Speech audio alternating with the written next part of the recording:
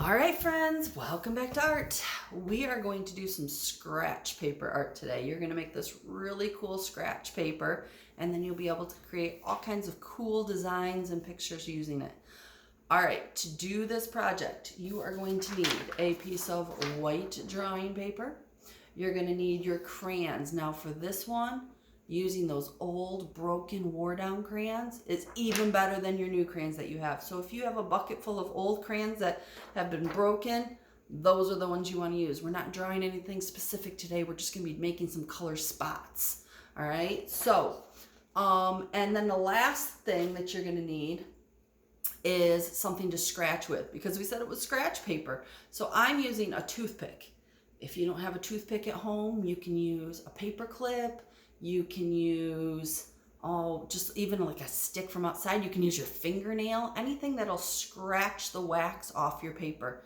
Anything that has like a little pointed edge to it would be perfect. All right, so if you would like to pause the video and go find your materials, go ahead and do that right now. If not, bear with me because we're going to be moving the camera and then we'll get started. All right, here we go. Scratch paper. Turning you this way. Gonna spin you down. Move you up a little bit. Okay, so here's an example of my scratch paper. All right, and you can see I didn't use a whole wide piece of paper. I folded it, and we're going to fold our paper into fourths. Now, if you want to do a scratch paper that's on a piece of paper that's this size, that's fine. It just takes a lot longer. So I am going to fold my paper in half. So I folded it like a card. Okay, I lined up my corners. And I'm going to run that finger down, and I'll run it down this way and up this way to create that crease or that fold. Oops, sorry. And then I'm going to do the same thing again. Fold it in half again, run my finger down, and then run it along that crease. All right, so now it's folded into quarters or into fourths. Okay, and it's a much smaller piece of paper. I'm going to use this to make my scratch paper. All right, so like I said, if you have those broken crayons, those are the best ones to use. I just have my regular crayons. I didn't bring my big tubs of crayons from school. I wish I did. But I just have my regular crayons, and so I picked out some bright colors. Those are going to work best for your scratch paper. We want colors that really show through that black that we're going to use on top. Okay, so I don't know if I showed you my example, but you can see all those bright colors underneath that black is what we are going to scratch off to create our art this week. Pretty cool, huh? Okay, so let me show you how to do that. Take your colors. I'm going to start with my yellow green, and you don't have to draw a picture. You don't have to draw shapes. You don't have to draw anything. You're just going to put a blob of that color somewhere on your paper. We don't want it to be too big. You definitely don't want it to be teeny tiny. Okay, you're just going to put a blob, and you can put a couple blobs of the same color just in different spots on your paper. The most important thing to remember when you're doing this is you need them to be super dark and solid. All right, we don't want any white showing through. So you are going to take that crayon and go over it a couple times, making sure you filled it in everywhere that you want that color to show up. I've got my blue-green. So again, I'm just doing a blob of color and a blob of color and filling in that paper. All right, I really like the yellow. Yellow really stands out. And this is why those broken crayons work the best, because we are pushing hard and we want it to be really filled in. And sometimes when we're using our crayons and we push that hard, our crayons snap. So if you have worn down crayons or crayons that have already gotten broken, then you don't have to worry about your crayon snapping. But if you're using your new ones, just remember, hold it at the bottom. Okay, hold our crayons at the bottom with your pincher fingers. The higher you hold, the more of a chance it has to snap. So hold it at the bottom, and you're pressing down, and you're just doing a small area. Don't try to make it too big. All right, so we're trying to fill in all of our white space. We don't want to leave any white space on the surface that we're doing. That's why I said it's better to do a smaller surface, because if we were doing a whole sheet of paper, this would take a long time. But instead, we folded it into fourths, so we have a smaller surface to work on. All right, fill in this white space with the orange. Okay, and if I get ahead of you, or in a second, when I show you what my example looks like, if I'm done and you're not, then remember you can always pause the video, catch up to me, and then press play again, and you'll be right where you need to be. All right, so I'm using my red now, fill in some spaces, and my pink to fill in some spaces. And if I see white in there, I'm going to go over it. So you might need to go over these. That pink, I'm pressing as hard as I can, but still some white spaces. So I need to go over it again to fill those in. Now, if you're worried about coloring onto the table or the surface that you're working on, all you have to do is get another piece of paper and stick it underneath this one, and then you won't color on your tables. All right. I am just about done filling in my space. Now you can see I have some white here and some white here that I need to fill in with my colors. And you can make them whatever size or shape you want. If you want to do specific shapes, you can do that. If you wanted to make your page full of circles and hearts and squares, triangles, that works too. But it doesn't have to be, because we are scratching. Now, the reason why we're using crayons is because the crayons are made with a waxy substance. And that wax is really important for this project, because that's what's going to allow our scraping tool, like our toothpick or our paper clip, to scrape off that layer and allow us to see what's underneath.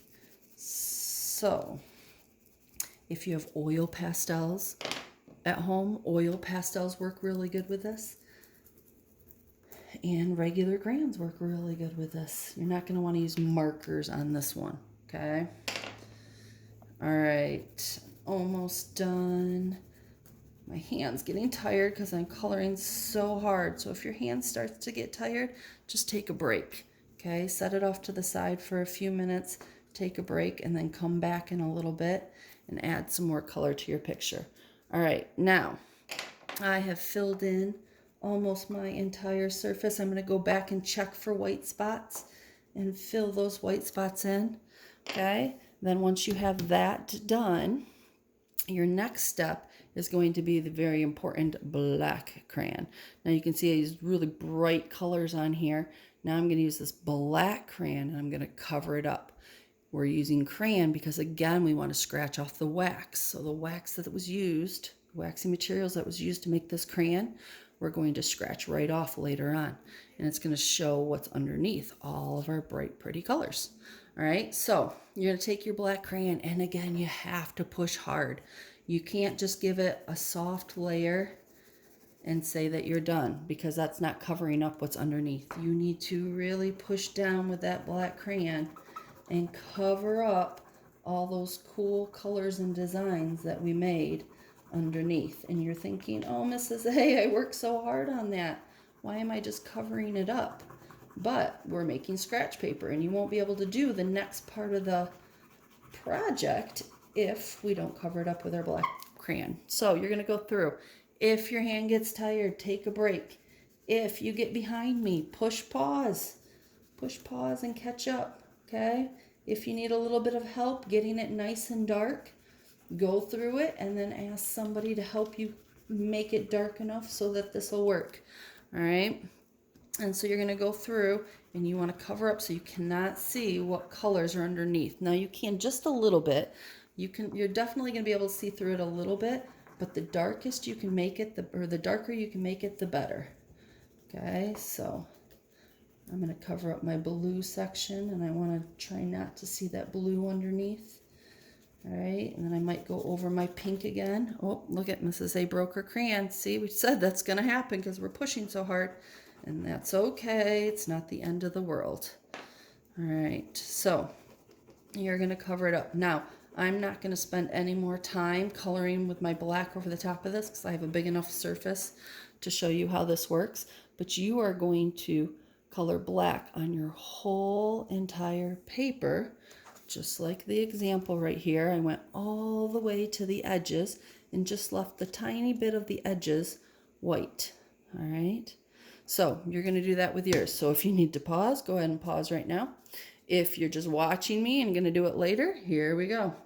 All right, so after I filled in my whole thing with that black covered over the top of my colors, now I'm going to get that scratching tool, my toothpick, and I'm going to use it. And you can make a picture, you can write words, you can make designs, whatever you would like to do.